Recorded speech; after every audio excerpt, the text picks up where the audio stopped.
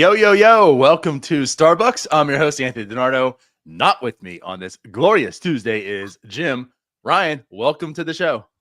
What is up, DiNardo? Merry Christmas. Merry Christmas. How are you? Merry Christmas. I'm doing quite well today. How about yourself?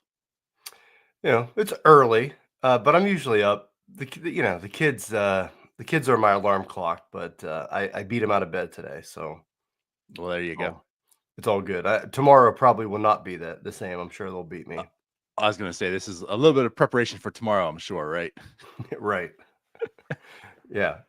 You don't. I mean, so you're not a parent, DiNardo. You don't understand. Like I didn't understand it until the kids, probably until the last couple of years, because they're 6 and 4 right now. Christmas is so exhausting as a parent. Like it's not only the fact you're running between families and all that, but just Christmas morning, the night before, getting ready. Yeah, it's a lot. So you really gotta be prepared. And last year we were not. This year we're doing pretty good. So I can imagine. Like I'll say this, and maybe not so much in recent years, but I'm still a kid. And I was still the one waking up at like 7:30 in the morning. Yep. Nudging John, I'm like, hey, it's time to open up presents.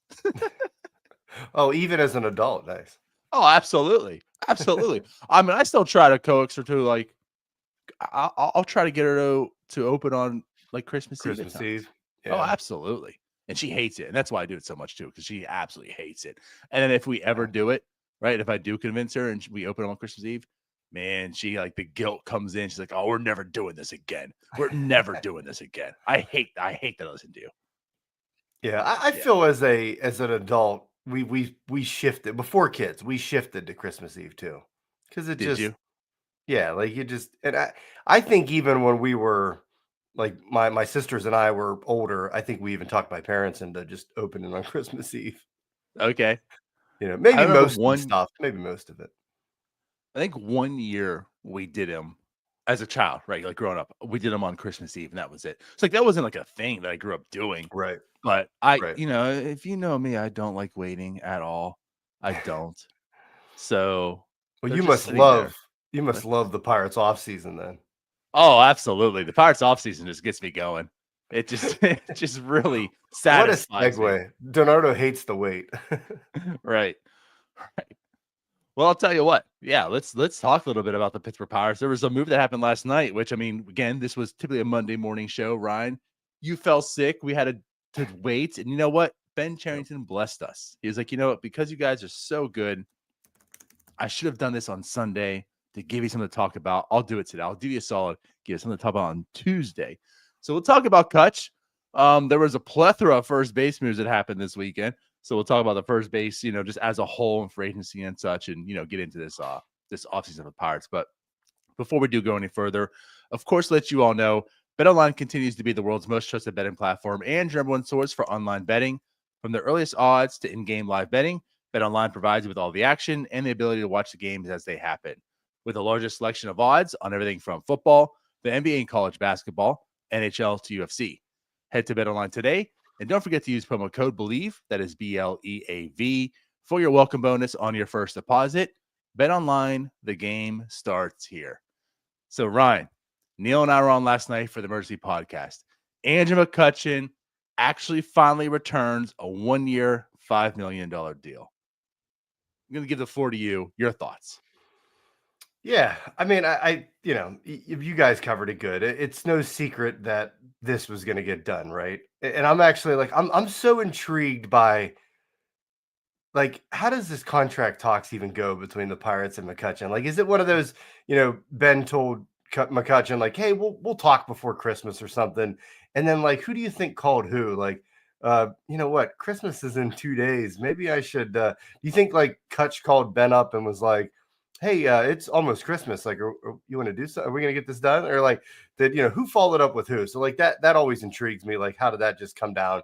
Or was it like, did they even agree to this before the season was over? It was just like, we'll sign everything officially in December. But yeah, it's just, the same exact deal. Everybody knew it was coming. Like, there's fights on Twitter right now about who got it first, because everybody predicted it. Like, Bucko Mike had it back probably in August. So if you want to go first, What? what's I'm that? saying right now, the Pirates and and Andrew McCutchen have agreed to terms pending a physical 1 year, $5 million deal for the Right. 2026. Anthony DiNardo on it first. Yeah, so there you go. So we're first for next year. So that's what I mean. That's where we're at right now. Like it's just Right. such a given, a guarantee almost that hey, McCutchen's coming back to the Pirates, and I think a majority of the fan base is happy about that he's back and he's they're excited about it. I know we posted some stuff throughout social media about it, and there was a lot of response. So I mean, McCutchen ignites this fan base, so I'm glad to see him back and everything.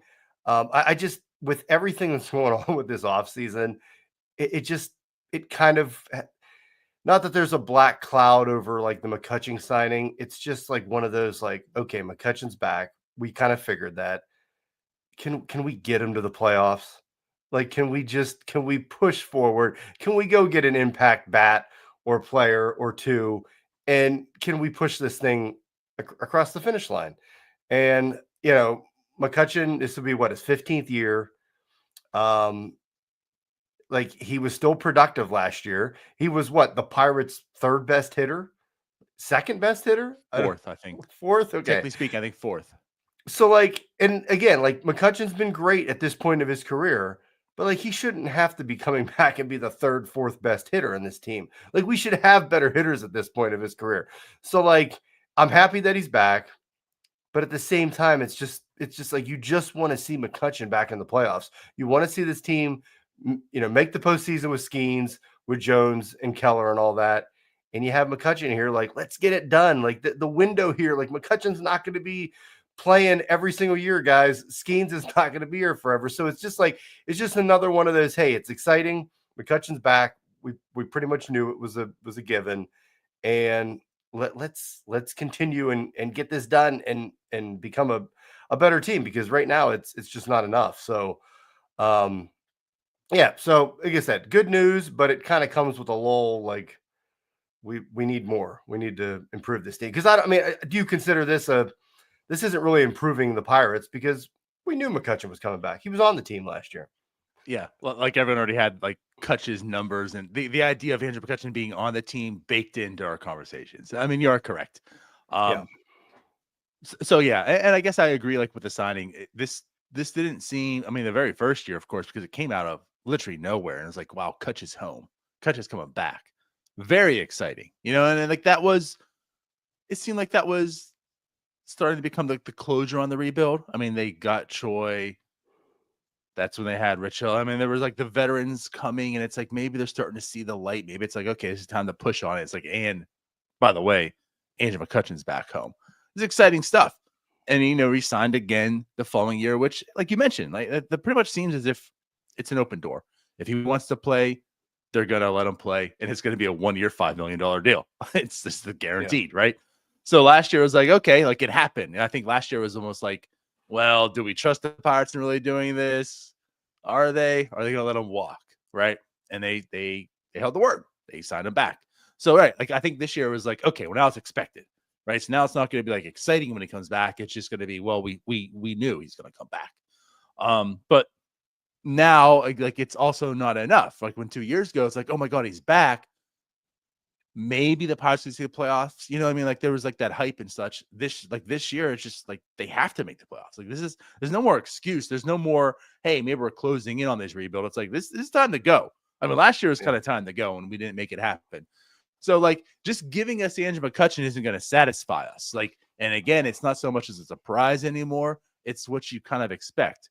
Not to like say we're spoiled, but I mean, like if you're a child and you're spoiled, like it's Christmas tomorrow, right? You expect presents. So all those spoiled brats, when they open up the presents, and it's like, well, I expected them. Like this isn't good enough. This present, that's kind of how we are with Andrew McCutchen's Pirates fans, I guess. Like we expect it, but Andrew McCutchen isn't good enough for us to satisfy us. We demand and want playoffs. So I guess that's kind of how like the vibe I felt it was, and I agree with it. Yeah, and there's discussion to be had about his roster spot and how he's at only DH at this point of his career, and it doesn't really give you positional flexibility to, to have other guys on the roster and that can play other positions and fill in, because the Pirates love that to begin with anyway, that flexibility all over the diamond.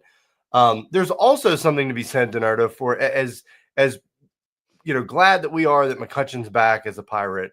Where he should be. I think we can all agree on that. Like it makes sense. It feels right.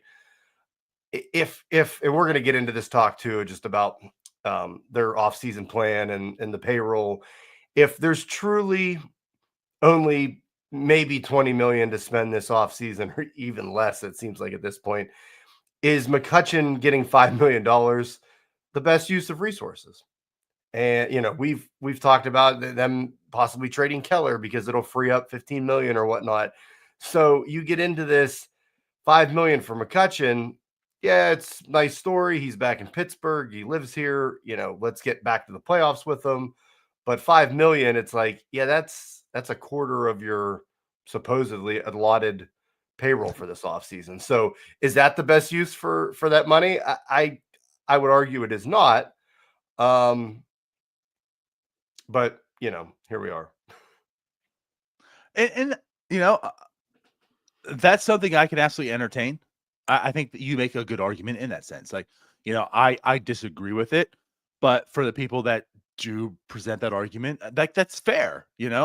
That's not just totally obtuse and just saying, well, Kutch is actually a terrible hitter, so this is dumb. Well, he's not really a terrible hitter at all. Like, he's been above average. Last year wasn't as good as the year before, but this kind of went into an emergency podcast. But like last year, when you look into the numbers, look what he did. He's seen better at the plate. The results didn't really just come. And again, like it seemed as of April, he was just super unlucky. That's what I was pounding the table on for so long until he really started to come back around. But really, he's not a bad hitter. I'm not gonna say he's a great hitter, but he is an above average hitter at this point in time. And that is my argument here. When you are the Pirates and you do have this small payroll, like you mentioned, a quarter, like you're looking at, they probably have about $25 million to spend in the offseason. So, right. Like if you're spending $5 million of it on Andrew McCutchen, is that worth it? And again, that's where I disagree. If Max Kepler's going for 10 million, Andrew McCutchen's going for 5. So on one hand, he's half the cost of what a Max Kepler is. Andrew McCutchen's clearly a better hitter. Now he can't field, and that's where Max Kepler differs at. But Max Kepler's defense is declining. But as a DH who can hit above average for $5 million, and the thing is too, you sign Max Kepler for $10 million, the return on that investment might be $10 million. You sign Andrew McCutchen for $5 million, the return on that investment might be $15 million. So as a business move, it also makes sense. He actually adds to your payroll because now adding Andrew McCutchen is giving you more funds to use for next year, even though they won't. But theoretically, it does. Right. I mean, obviously it should, I don't know. It should, attendance helps with McCutchen as a Pirate. So right. You have that argument as well. But that's the thing. If McCutchen's career arc has been pretty good. He's been an above average hitter, I think, every year but one season in his career. So if he was just tailing off and was a shell of himself at the plate and not hitting home runs and WRC plus down in the 80s, I don't think the Pirates would be entertaining these 1-year deals. But he hasn't been. He's been a good hitter. He's been above average. Yes, he's not playing any defense at all, but it is what it is at this point. And again, if the Pirates would go out and spend money elsewhere and add an impact bat or two, then McCutchen wouldn't really. I mean, it is what it is at this point. It's just McCutchen's back, and he doesn't have to be relied on as the third, fourth best hitter. We'd have other guys, but yeah, that's where we're at. So again, I know you guys just talked about this yesterday and during the emergency pod, so I don't want to talk about it too much. But yeah, I'm happy he's back. It's all was right in Pirates world with McCutchen as wearing the black and gold. So it's good. There it is, for sure. So with that said, let's go ahead and transition here. Like we were going to talk about yesterday. We all know the Pirates made the trade for Luis Ortiz, 2 prospects going to Cleveland to get Spencer Horwitz. And I think there's definitely different perspectives on this trade by a lot of different people. I think Jim fell in line more with like this is good. I'm comfortable with it. Tyler was like, for the most part, I know I said like, if this is their guy, I get it. I think it's an overpay. I don't really love it. I have some thoughts on it. But here's the thing. The first base market pretty much just presented themselves this weekend. You had Christian Walker sign. You had Paul Goldschmidt sign. You had Carlos Santana sign, and then you had Josh Naylor get traded, as well as Nathaniel Lowe get traded. Yep. Which I thought that was kind of interesting for a couple reasons. Like all the other signings, like all the moves that happened, like they kind of made sense. But like when Lowe went to the Nationals, I was like, okay, well, for one, I thought Lowe would be a perfect fit for the Pirates. Like just like what he provides, the product of Nathaniel Lowe is one that the Pirates like to buy if money wasn't needed. So like with that said, like, and I didn't think that he might be that available, with Texas, because I think are they going to retool or not? And it seemed like this offseason, like, oh, like they're kind of going for it again. This isn't a retool, so maybe Nathaniel Lowe is in their plans. He gets traded, but then he also gets traded to the Nationals, which isn't like the Nationals are. Like, you don't look at them and say, okay, they're ready to go. Right. Like, this is the team that's ready to take that, especially that division. He only has 2 years of control, and the Nationals make a trade for him, which is like, oh, well, Ben, look at that, buddy. Look what you can do when you're not right there ready to go. But yeah, so like the market has certainly presented itself. So I think it's good to like review and take a look at this, like the Pirates' direction in it. So I don't know. What are your thoughts? Oh, DiNardo. It's you're right. The first base market definitely revealed itself, and just like the Spencer Horwitz trade answered some questions for this offseason for the Pirates, like who's going to be at first. Okay, it's going to be a platoon situation. Those answered some questions. I think the Lowe and the Naylor trade answered some questions too, mostly about Ben Sherrington. Because you look at these trades and what the return that the Pirates gave up for Horwitz, 2 prospects and Luis Ortiz. And then you see the return for Naylor, and you see the return for Lowe, who, Naylor is what, on a 1-year deal? He's got 1 year left. Yep. Lowe's actually controllable for a little bit. And they're both proven assets. It's not a Spencer Horwitz. Okay, the guy had a peak season at age 27, kind of a late bloomer. He has no real track record beyond that. He wasn't a top draft pick. Like, it's just, there were other options obviously out there that for whatever reason, I don't know if it was Ben Sherrington was in love with Horwitz and he just was, that's my guy. I'm going to get him. I've been trying to get him for 2 years, and everything else be damned. I'm going and getting him. Or he just didn't do his due diligence. Like you just said, you weren't sure that Lowe was available. I'm not sure if Ben Sherrington knew that he was available. And that's on him for not following up and saying, hey, this offseason, I need a first baseman. So I'm going to call these teams, every team that I am sure has a first baseman that might, work for us, that may be tradable. And so I don't know if he even contacted the Rangers to say, hey, is Lowe available? Because clearly the Rangers decided at some point that he was. And it was a steal for the Nationals for what he's a Gold Glove winner, Silver Slugger winner. He's controllable. Yes, he makes what, $10 million? And like, there you go. So like, is that what we're looking at here? But yeah, and look, Spencer Horwitz, could he have a year comparable to Lowe? Sure. I mean, he could, but Lowe is going to play every day. Lowe's got a track record, so he's probably going to have a better year. And we once again, Ben Sherrington and the Pirates go the cheap route, the unproven route. And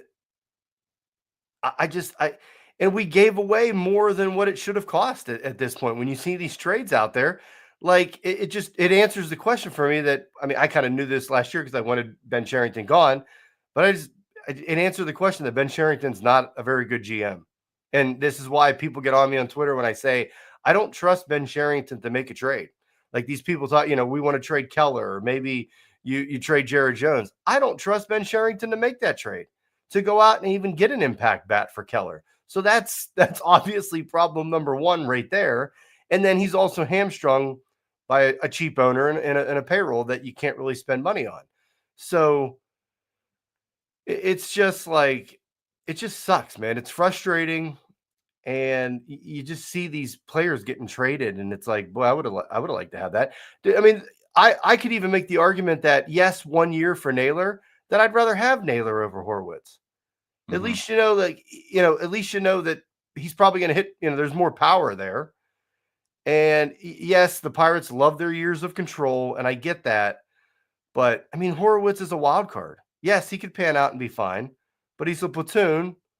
And Donato, would you be shocked if this year he just flames out?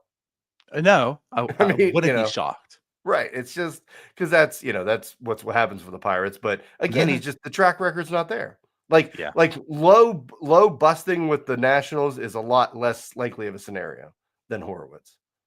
And that's just what we're at. So yeah, it sucks. That's pretty much where I'm at.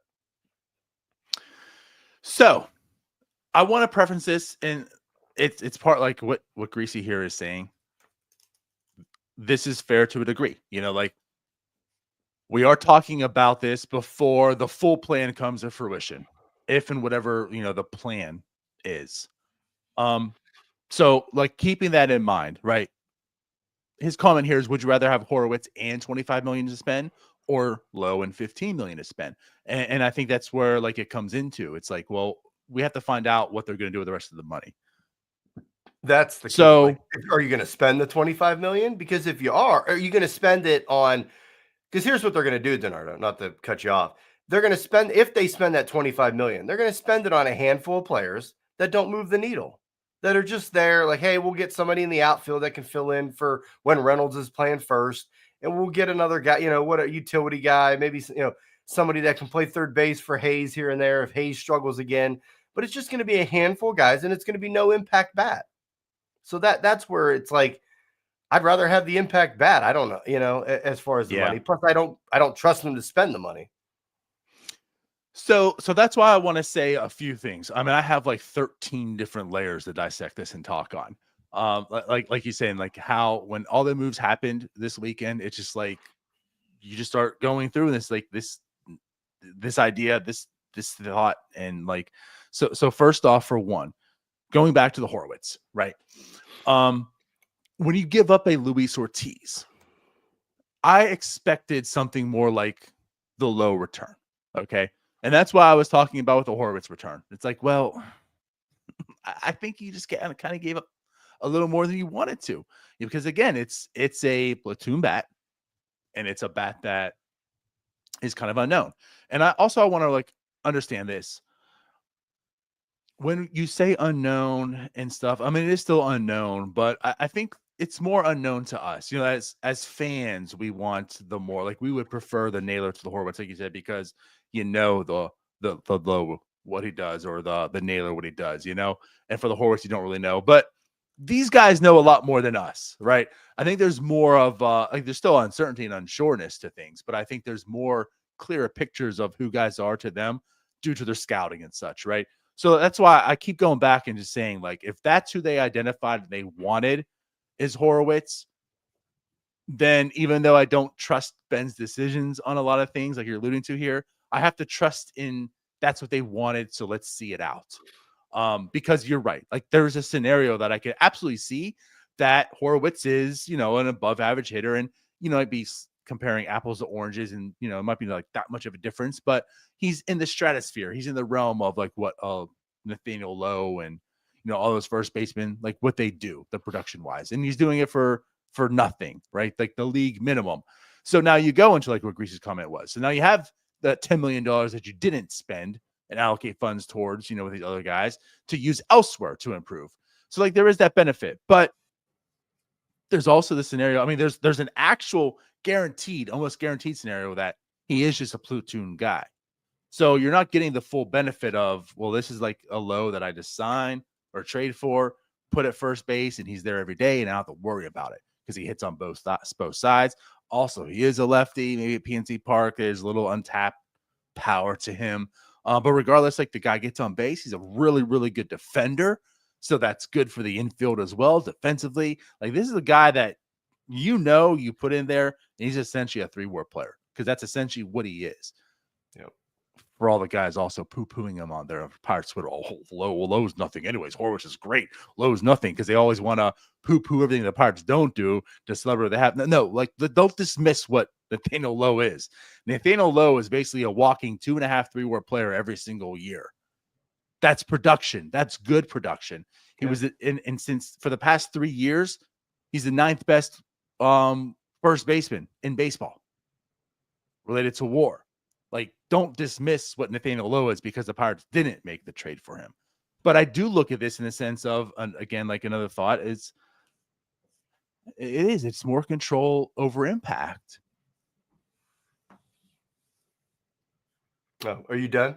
Yeah, I'm going to take a breath here. I know you had 13 layers there. I do. But you're right. I can't imagine if Sherrington knew that Lowe was available. Going back, he didn't know what the return was going to be or whatever, but I don't even think he followed up to see what the Rangers would want or if there was even a deal to be had there, because I would have to think, as even with him, like, loving Horwitz and everything as much as apparently he does, that he would rather have Lowe over Horwitz. I mean, like you said, it's a player. You need a first baseman. You can just plug him in at first base. He's going to play every day. You got the defense down. You got the bat. And you're good at that position. Now you can move on to other one. Yes, it's going to cost you $10 million. But again, and again, we're assuming that there's 20, 25 million available. Which, man, I mean, the fact that you sign McCutchen for 5 of it, I'd have to think that there is 20 to 25 available for this offseason, but they're just not going to spend it on an impact bat. It's just, at this point, who's left, number one, but you're not going to go get Teoscar Hernandez for, probably on the cheap. So I would have been fine getting Lowe for 10 million. And like you said, giving up less, you would have had to give up less for it with the prospects and Ortiz. I don't know if they would even have had to give up Ortiz. So then you could have traded Ortiz maybe for an outfield bat or something, or something else that you need, a reliever or something. But here where we are, it's just another, like this thing. Even if Horwitz was your guy, and let's say Horwitz has a good year this year, they still overpaid for him at this point. Seeing what the other two have gone for, it was just an overpay. And again, I'm fine with them trading Ortiz. We all were. We want to get, there's holes elsewhere in the lineup that need to be filled. So you knew they were going to trade some of these pitchers. So I'm not, I'm fine with that. It's just, you kind of gave up too much for it. So there's the layer of, did we even get the right player? And then there's the layer of, well, geez, we sure seem like we overpaid for him at this point, compared to what Naylor and Lowe went for. So I don't know, but I don't want to get back on the Keller topic, Donardo, but I have an either or for you. Okay. So, and I get it. Like you guys talked about it. And I think you were more on the incline that you could trade Keller and be okay. And Jim was, emphatically, you shouldn't have to trade Taylor or trade Keller. And I agree with that. Like I'm operating this scenario in Pirates world where they feel like, hey, we don't have money to spend. And they feel like we need to allocate, our money 100% efficiently to get everything we need. So the either or, Donardo, let me present this scenario to you. Option one is what's happened so far. The Pirates traded Luis Ortiz and 2 prospects. They got back Spencer Horwitz. And moving forward, they brought McCutchen. They're probably going to sign a handful of guys that don't really move the needle. Okay? Payroll will be where they want it to be. They'll get an outfielder, and it'll just probably be a platoon with Reynolds when he's playing first and whatnot. So maybe they'll get a reliever with the rest of that money. So that's option one. Option two would be you trade Keller for either an impact first baseman. So whether you go get Lowe or, Naylor or something, I forget the whole trade about overpaying. If you say you Sure, traded that didn't Keller happen. for Naylor, let's just roll with it. Let's say you trade Keller and you're able to get either an impact outfielder or an impact first baseman, one of the two. With that savings that you get for the $15 million from Keller, they go out and they sign an impact bat. Maybe it's Christian Walker if they traded Keller for an outfielder, or if they got a first baseman with Keller deal, maybe they signed Teoscar Hernandez or something like that. Mhm. Now you have one trade and you basically got two impact bats in your lineup.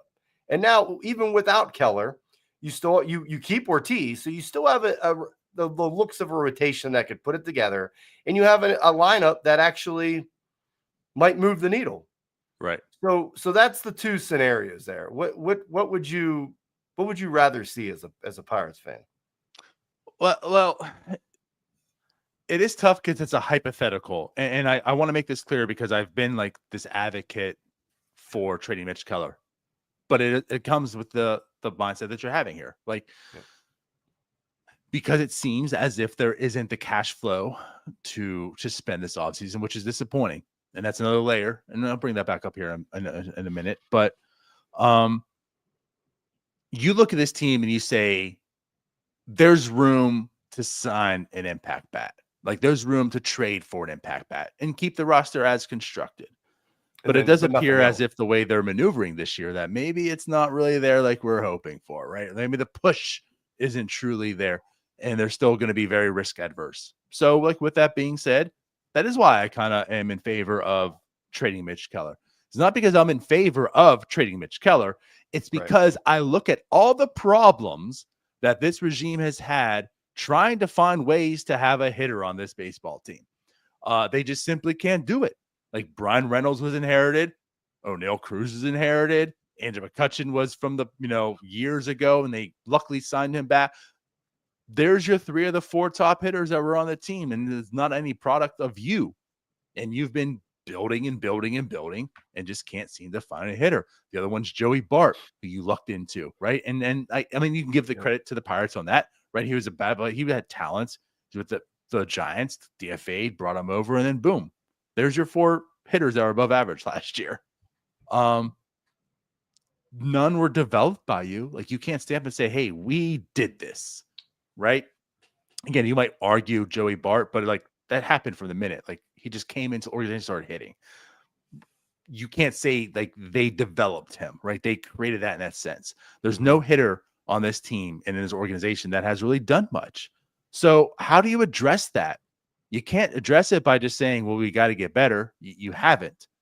So you got to get creative. And you've done well on the pitching side. And again, I commend the Pirates for that. Like this regime has done a really, really good job creating pitchers, whether it's what they're identifying in the draft, out there in targets. Like they have a way of creating solid pitching, and they have a really good pipeline in the minors. So if that's the case, like extending Mitch Keller was the right thing to do. And you know what? It's actually valuable at that extension because you're seeing what starting pitching is going for. Again, like we talk about, like if he's on the open market right now, what is he getting? Crazy. If Nathan Eovaldi is getting 3 years, $75 million and such, and Matthew Boyd's got there signing these contracts, like what is a Mitch Keller going for? So at the $15 million, which sounds pricey now for the Pirates, some teams are looking at that and say, oh, there's value. We'll give up something for that. So you're right. So this is a way of maybe getting that bat that you can't create, and that adds some payroll flexibility, because even if the bat is $10 million, now you freed up $5 million. So if you thought they have $25 million to attack free agency, now they have $30 million. Kutch comes in, right? Now it's 25 left. So now I have like $25 million remaining. Yes, you've lost Mitch Keller, but you're banking on, right? And this is where the risk comes in, but you're banking on Skeens is that guy. Jones takes the next step. Bubba Chandler becomes that guy as well. You still have Luis Ortiz here. You still have Johan Oviedo coming back. And the returns come on him. You saw the talent that was there, right? You have Michael Burrows, like Thomas Harrington, like the list just kind of goes down. There's depth there. There's quality depth. There's some unknown, but you're trusting in what you've been able to do. I think that's the best path for this, because that's what's going to make this team and that's why I put it here. The thing is, if you trade Mitch Keller, Ryan, now I'm going to ask you this question, right? You asked me a question. I'm going to bounce this to you now. If you trade Mitch Keller, can you see a scenario where the rotation is still just as good?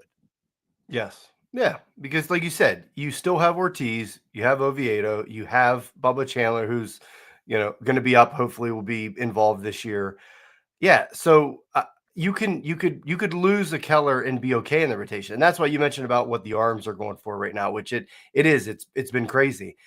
That's what also is so frustrating. Like the Pirates have the tough part figured out. Like your rotation is locked up for a second. You have control over it. It's cheap and it's really good. So like you're there.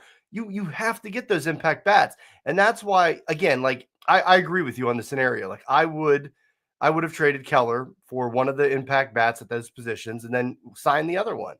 And that's the thing. Like, yes, if in a perfect world, yeah, I wouldn't they shouldn't have to trade Keller, but in Pirates land, this like I think that was Ben Cherington's best avenue to go and get these impact bats.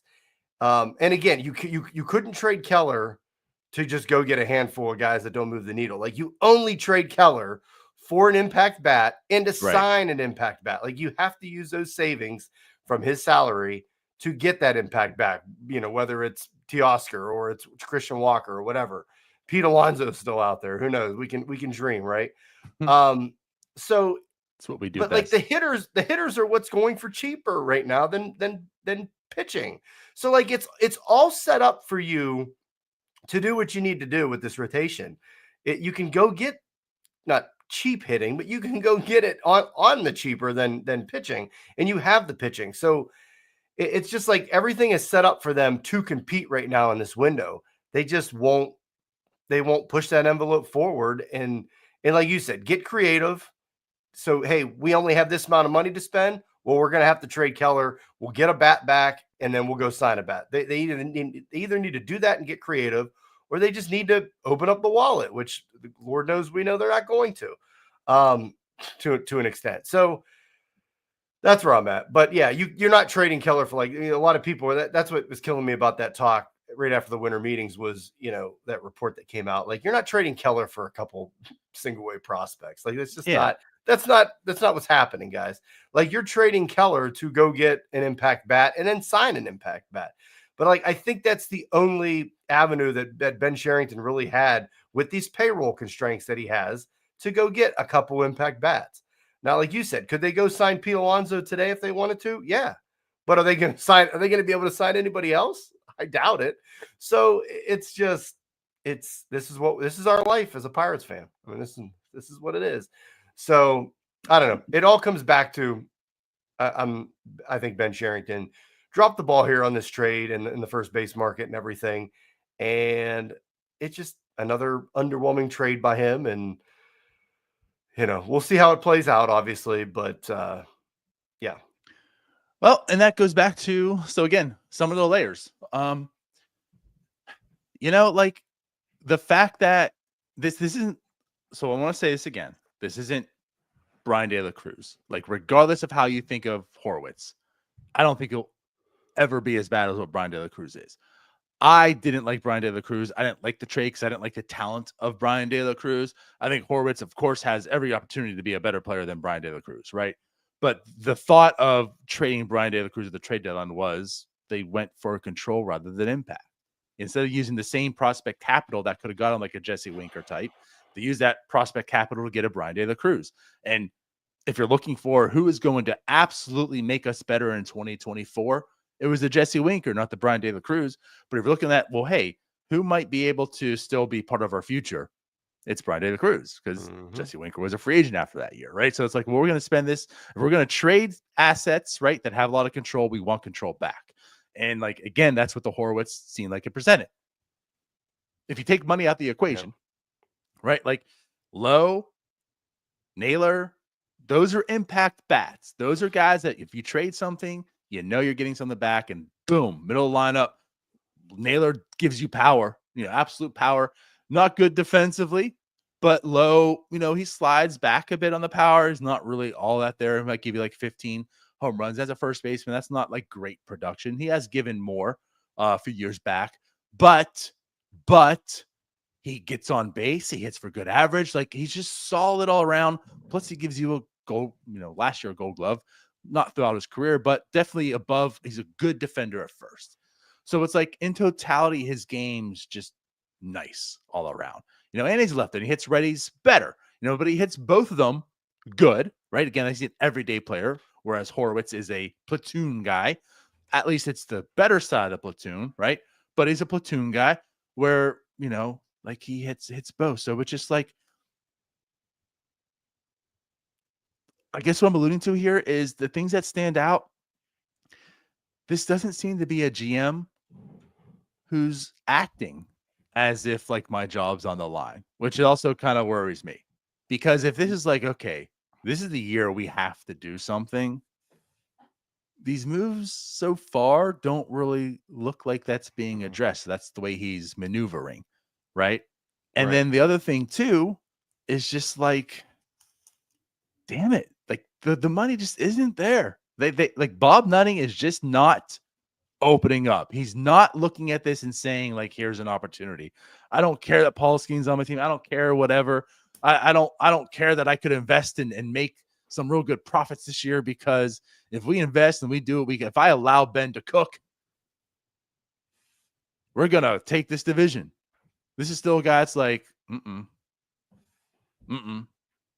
this is how it is. There's your dollars. This is what we made last year. Take this percentage. This is what you're allowed. I don't care. You can't talk me into investing. I don't care. And this is where, like, again, like I understand the talk about Ben Cherington, and I agree to a lot of it, but it's just like, this guy just is so hamstrung, and then part of it is his fault, right? Like he put himself in this position that he still has to make a lot of moves on this team going into year 6 to make it an actual contender. But it's like, this way this team's constructed right now, there's real potential. But like, is 20 to $25 million really enough to get this team to be that team of this division, to really look at and say, you know what, I am comfortable going at 20, 25. This team can take this division. It's not enough. It's not enough. There's not too many scenarios where I look at this team right now and say they can do it with that much money. And you're right. Ben is operating as business as usual. He's operating, like you said, his job's not on the line, which we have to think, hey, if they don't win this year, Ben's on the hot seat. Like, Ben would have to go at this point. And he's not operating as, hey, we got schemes for 3-4 years and that's it. Like he's operating, hey, we want to get years of control over anything else, even if it's over an impact bat.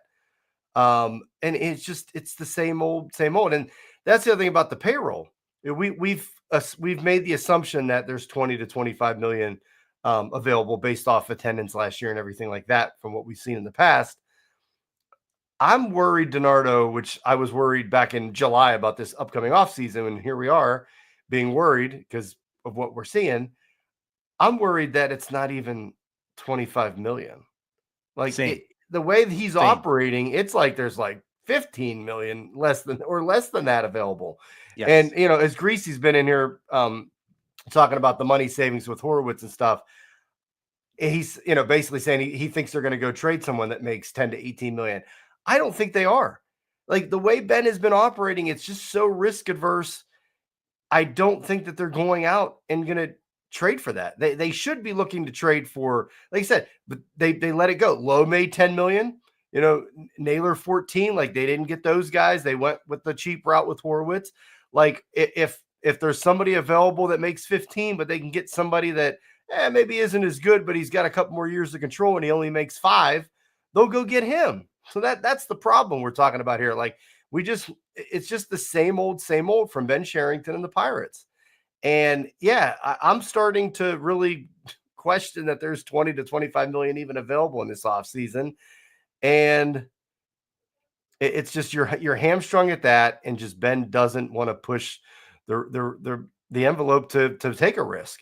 Because at this point, like Jim said it a couple weeks ago, I don't care about the future. Like, once Skeens is out of here, this team is going to be bad. Like, once Skeens, hits free agency, it's not like all of a sudden the Pirates are going to be good because we got a bunch of controllable guys. The guys that we probably did keep or extended are going to be making, like Reynolds and Kelly, they'd be making the top of that, their salary, and Skeens is gone. It's just, they're not. I don't care about after Skeens. Like, you want to win right now. Like, go make these moves for the next 2 years. Like, that's what you should be looking at. And they just won't do it. Yeah, I mean, I still, once again, it's kind of like I said back then with Jim. Like, I agree with that to a degree. I don't want them to be careless, but there still can Yeah, be be success careless. after Skeens. Like, there At still least can be. at least to be Like something you can, different. if you're trading, which we agree, like there's the reason that there's a finite amount of time here is because they're trading him with, at the bare minimum, 1 year remaining on his deal. And again, you know what the price of pitching goes for and such. Like, there can absolutely be a really good, fantastic return for Paul Skeens whenever that happens. And at that time, too, you're talking about like Reynolds is gone, Hayes gonna be gone. You know, like the next wave would be here. So, like, there can be success. You know, I don't want them to be totally careless. I don't want them to go all out and not find any like much success this year, and then there's still no future because they were careless with stuff. But I do want them to, like, again, outside of a stupid careless move, like, yeah, like the focus should be this window. You should be doing everything you can to make sure this window is taken care of. And especially because, again, I think about Ben Cherington, like, because if he doesn't do that, he's not going to be here to see the second part of this. We hope. We Well, hope. yeah. That's what I Well, said. Unless he probably knows not. something, he knows something we don't know. But Yeah, Neil didn't get to see the next wave. So if he's not doing this with Skeens and crew, I don't know if he will. But like, that's what I'm alluding to here. You know, like, the thing is, if Cherington doesn't find much success, he's not going to have a job. So why is he also so focused and caught up on control rather than impact? yeah, it's a good point. And they're Greasy and Nolan in here in the comments are talking about Rooker. Like, that's the thing. Like, what if you traded Keller in a prospect package? And again, we don't know if the A's would accept this. But what if you trade Keller and them for a Brent Rooker or somebody like that? And then you went out and used those savings and picked up Christian Walker. Yeah. I mean, Christian Walker went for what, 360? Yep. Like, that's a deal the Pirates should be able to afford. That's a perfect deal for the Skeens window. 3 years. You have an impact first baseman bat. You don't got to worry about first base. You don't got to worry about putting Reynolds over there, moving people around. Like, that's your guy for these next 3 years with Skeens and Jones and all that. But they, didn't do it, and because they're not going to spend $20 million on one free agent and everything.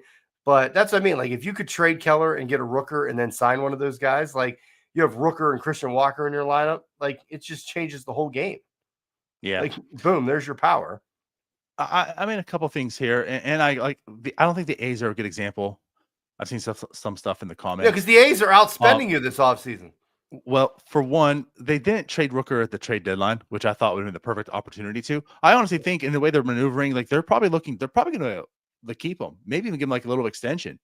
You know, the type It of, looks like, like the we're going to A's keep him are until 35 going years for it. So because it's like they want to get the new stadium, the new city opening up. Rooker's going to be in that, you know, and yeah. So I don't think I'm with you. I'm not saying that the deal was no. I get the but premise. yeah, it's a hypothetical. But the reason I use that is to get me to the next thing, because there was something here as well that, well, it doesn't matter about them spending money because people don't want to play here. Did the A's just not sign? The A's are playing in a AAA stadium, and the A's are the A's, and they signed Severino. I don't agree with that. So, like, that's I understand there is choice, you know, and not every player is going to want to be here. But I don't like to completely wipe off that's just a blanket statement. Like, no player will want to be here. Players value Pittsburgh. Like, some do. Like AJ Burnett's a perfect example of that. Some want to get out of the big markets and get into a place like Pittsburgh. Just let me just chill here, take all that pressure off me. Pittsburgh's a great place to do that with, you know. And honestly, as much as we talk trash on, you know, whatever with the organization stuff, I mean, outside of like your terrible catchers and your terrible first baseman that they have signed over the years, guys do talk highly of Pittsburgh at times, you know. Like, there are people that would want to play here. And a lot of times motivating factor is just simply money. Hey, I want to go to whoever's going to pay me more. And if the Pirates were to do that, they would come here. So, like, I don't want to just totally dismiss that, like, oh, well, forget about it because no one's coming here anyways. No, I mean, they can. There's going to be some people who will. you have to entertain that again. If Luis Severino can go to the A's, anyone can come to Pittsburgh. Yeah, that's the thing. You're going to have to pay for it. Like, I don't think people are coming here on the cheap. Right. Now, you brought up AJ Burnett. Burnett was traded first, and then he made the decision to come back. Yeah, when but he again, signed like that deal. when you hear his words, I mean, players think that way. Like he Right. had to because he was traded, but Yeah, he loved it here. So But again, that- to talk about yeah. like players don't want to come here. I mean, no, players do. Yeah, and that's the thing. Like, yeah, you have to pay for it. Like, people probably aren't making a team-friendly deal right off the bat for the Pirates, but I think they see the rotation. They see Schemes, they see Jones, Keller, Ortiz. Like, they see these guys. So I think a lot of guys would say, if you're going to pay me a market, a deal that's that's what my market's worth, that's fair, then yeah, I want to go play with Paul Schemes. Like, look, they've seen Schemes made a wave around baseball, starting the All-Star game. Like, people are taking notice of him. So I think people would want to sign up for that to play behind Schemes. But yeah, you have to pay for it. Like, they're just not coming here on the cheap. But that's what we're saying. Like, if you went out and offered Christian Walker that deal, I don't see why he necessarily wouldn't entertain it. But it's just they're not even going to spend that money. And what's frustrating is if they are going to spend the 20-25 million, they're not going to do it on 1 or 2, 3 players. They're going to do it on a handful, and they're just not going to move the needle at the end of the day. And that's what we need to do for next year, especially with this lineup. Yeah, man. So those are like kind of my thoughts on the whole thing of this first base. Again, like it kind of makes me feel as if maybe the money we're even talking isn't there. And then also, again, like this, it's not all played out yet. We got to wait till everything plays out. But so far, just looking like the control really matters. It seems the control just really, really matters and is appealing. And I don't know. I'm more of an impact guy. Like, in 2 years, I'll figure out first base again when Lowe's gone. And honestly, that's probably Reynolds' position as well. So that's also like what makes the Horwitz trade kind of like, because you see a path that Reynolds is your first baseman in the future. And if Horwitz is on the team, then that doesn't really help that. Having someone who's not that controllable seems to be fine. Well, once Lowe's gone, Reynolds comes in, easy transition. We're done. We have that first base solved again for the future, and we just got to focus on the outfield. So, yeah, I don't know, man. But what I say yesterday when we backed Starbucks up, I texted the group chat and said, plus I said Ben's probably got to move waiting, and he signed McCutchen, but I don't know. Ben likes his Christmas trades or Christmas break trades. So who knows? Maybe there's a move coming down the pipe here. We'll see this week. But yep, he loves making moves on the holidays. So he does. He must not like his family or something. I don't know. He's like, I got to go in the office. I got to trade this guy. I'll be back. I'll be back after Christmas. He's just hoping all the other GMs are drunk and they're gonna give him a deal, but usually turns out the other way around. Right. Agreed. So, any last words? Anything to wrap up here with? No, I think that is that's all I got. Yeah. Merry Christmas, everybody. Yeah, absolutely. Merry Christmas. It's Christmas Eve. It still just boggles my mind. We're going to be. It came up quick, didn't it? Everything has. That's why I was actually talking to more Cody so last than night. usual. It feels like and just like, yeah, like this came so quick. Like the negative is like this came so quick. The year's almost over. I can't fathom it. But like the positive is like, well, damn. Winter was officially a couple days ago. Every day going forward, there's gonna be more daylight. We're on the upswing now. We're getting closer to spring. And literally in 2 months, less than 2 months, we'll be in Bradenton. Like that's how quickly that's coming up now too. Yep. Baseball's basically back. Right. Pitchers and catchers are going to report here shortly. Like think about that, like a month and a half basically. So like and we'll be making stupid win predictions for the Pirates and hoping that Henry Davis turns it on and hits 40 home runs, and because that's what the Pirates apparently are banking on. They're just going to hope everybody has a turnaround, bounce back career year. Yeah, So I guess let's wrap it up with this. I do want to say this. Some perspective. The reason why we can be optimistic but still be unsettled with everything. We talked last year how at the trade deadline, all the Pirates need to do is just get some average hitters, right? That still kind of remains. If the rotation is as strong as you believe it's going to be, it's probably going to be stronger than it was last year. Like a full year of Skeens, Keller's still there, Bubba Chandler's coming back up. Jared Jones. I think Strom's going to be the greatest asset for Jared Jones this year. I'm a very big advocate for Jared Jones. I think Strom's going to be able to unlock, a third pitch for him and help him out. And if he's healthy all year, like the rotation be better. Again, right field was a -2 WAR. First base was a 0.3 WAR. Like if Horwitz is just a 1 WAR player, you improve by a win, right? You basically could have Billy Cook and whoever out there in right field. You probably improve by 2 wins in right field. There's a path that this team can easily be a 500 team, right? Like it's almost the same thing. Like if they can just get to be like an average offense, you can see this team being 500. So there's reasons to not look at this team and to say like, oh, it's going to be horrific this year again. There's reason to look and say like it can be adequate. It's just going to be more of the same, and that's the problem. Well, and the reason why you're unsettled is because you look at it and you're like, you can take this division if you just actually push the throttle, and I just don't think they're going to push the throttle. So if you're not taking the division, now your hope's in a wild card, and you have the Brewers, you have the Reds, you have the Mets, Phillies, Braves in that division. You have the Padres, Diamondbacks, Dodgers. That like it's tough for the wild card. It's tough. I'm not saying it's not doable, but it's tough. Just go push the throttle and take the division, and they don't seem to want to do that. So no one says 161 wins. Book it. I like it. No, we'll write you down now for the wins challenge. There it is. So let's get out of here. Merry Christmas. Merry Christmas. I don't have an ugly ass sweater like you do, but this is nice. It's warm too. It's cold up here. So we're having a white Christmas here in Western PA, Donardo. It looks warm. So no, I like that. But yeah, let's get out of here. As always, we do appreciate everyone. Enjoy your holidays. We'll see you back here Thursday night for NS9 Live.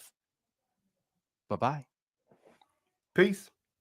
All right, that wraps up this episode of North Shore 9. Thanks so much for tuning in. Whether you're listening on the podcast or catching us on YouTube, if you enjoyed the show, please give this video a thumbs up and don't forget to hit that subscribe button if you haven't already. It really helps us grow.